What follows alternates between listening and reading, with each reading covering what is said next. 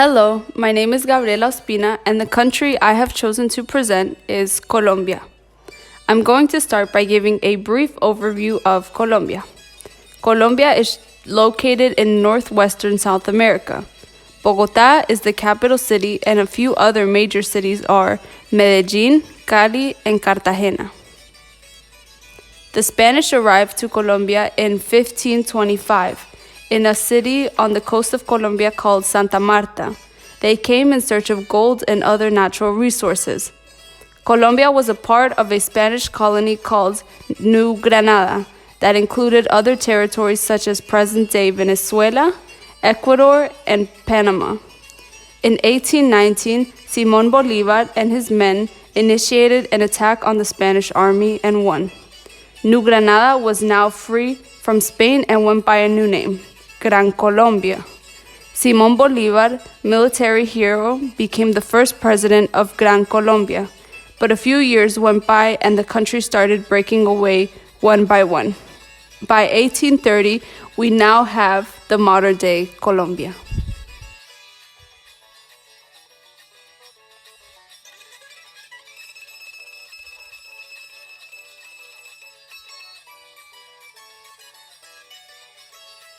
Urbanization in the 90s had a tremendous impact on Bogotá's traffic.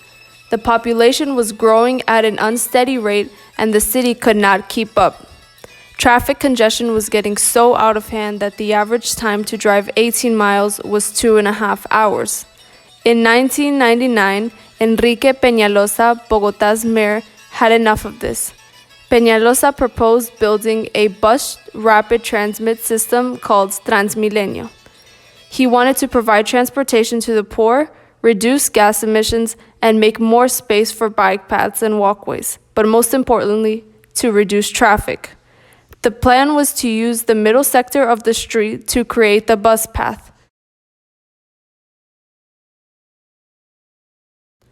The total cost of the project was approximately $2.2 billion.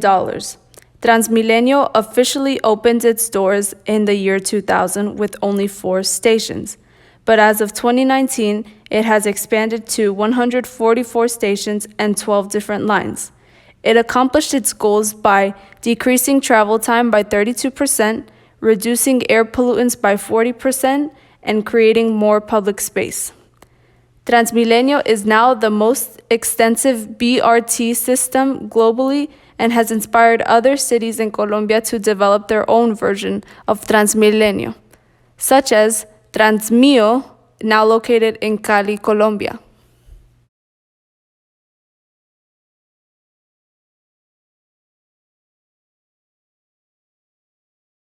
In Colombia, most people follow Roman Catholicism, and the majority of citizens view same-sex marriage as something unnatural or as an abomination, causing lots of violence against people who are part of the LGBTQ community.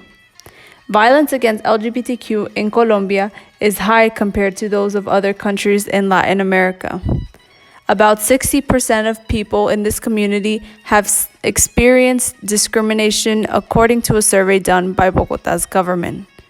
There are laws put in place to protect the rights of people in this community, but rarely are they enforced. This lack of punishment leads to many hate crimes such as kidnapping and murder against LGBTQ citizens. Although things are not perfect for those who are part of the LGBTQ community in Colombia, things are taking a step in a positive direction. As of April of 2016, during the presidency of Juan Manuel Santos, same-sex marriage has now become legal. But there is still an ongoing battle for same-sex couples to be able to adopt children. But we are seeing a lot more unity in cities than we have before.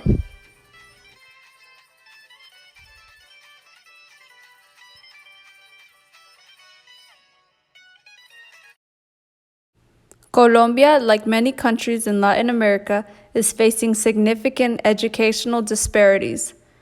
In Colombia, the government requires students to complete up until secondary school, which is the equivalent to middle school in the US. It is enough to understand basic math, read, and write. The government then emphasizes vocational or trade schools to learn technical skills for entry-level jobs. This path is generally the farthest a low-class or poor citizen will get in their education.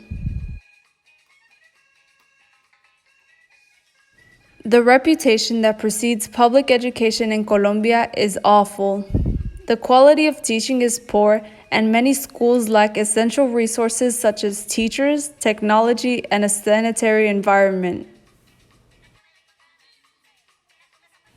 It is crucial for the majority of families that their children go to private school. Many middle-class families will make sacrifices and work more than one job to ensure that their child attends a private school. Private schools provide a superior quality of education, which allows many students to get accepted into university. Most of the time, private schools also include teaching another language, mainly English, and will have a personal computer for every student. There is a tremendous gap in the quality of education between public and private schools that seems to be getting wider. But in 2015, Juan Manuel Santos, president of Colombia at the time, proposed a plan to help increase the number of students from public schools getting accepted and attending university. This plan is the future for Colombia's education.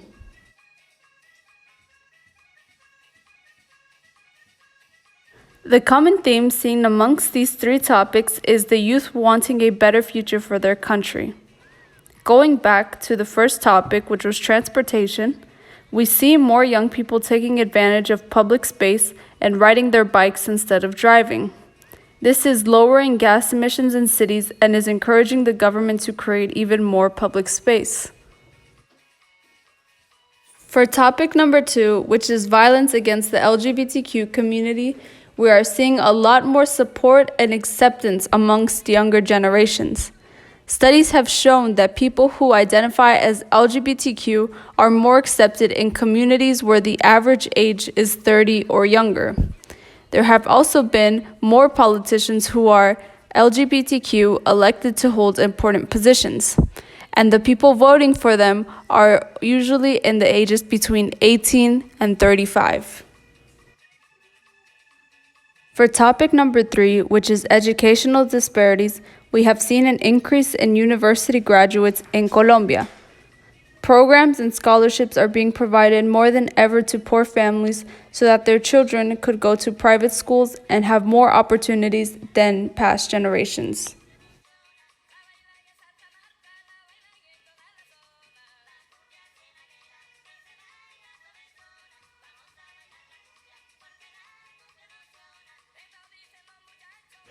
I was born in the city of Medellin, and I was raised and I grew up in Bogota.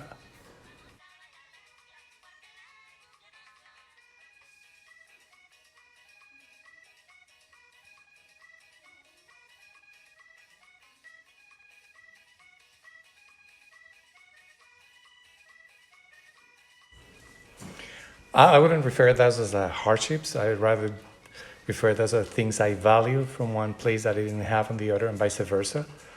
So if you have to start by things that I value here in the US that I didn't have in Colombia and I missed when I was there, are basically the quality of life in terms of the organization, the respect for the institutions, safety, infrastructure, and the ability to be predictable in terms of the systems and the trust you have in your institutions. And the other way around is it was more the cultural adaptation that I had to face when I migrated to the United States 25 years ago. It's about the adaptation to a new culture, to a new system, to understand diversity not only in terms of language, the accent, but also in terms of the values and the appreciation of the more diverse society that the US is. That will be, in summary, the things that I value most in both cultures.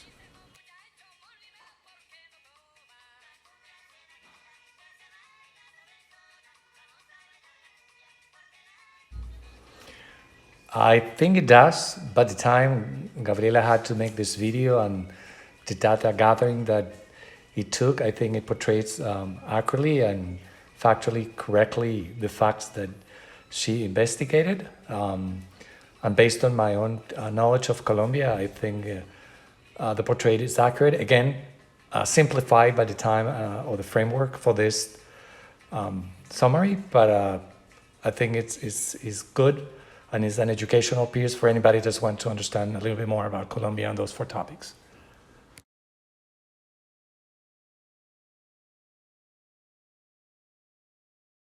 The majority of Colombia's population is 30 years old or younger, and it gives me hope for the future of the country and the changes that need to happen in order for it to prosper.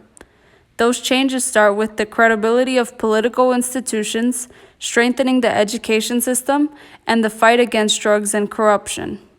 I predict that Colombia's economy will start to shift more towards a knowledge-based economy rather than relying on its natural resources and commodities. I think a big transformation has to take place in order for the country to thrive, but there are small baby steps that show that this transformation is already underway.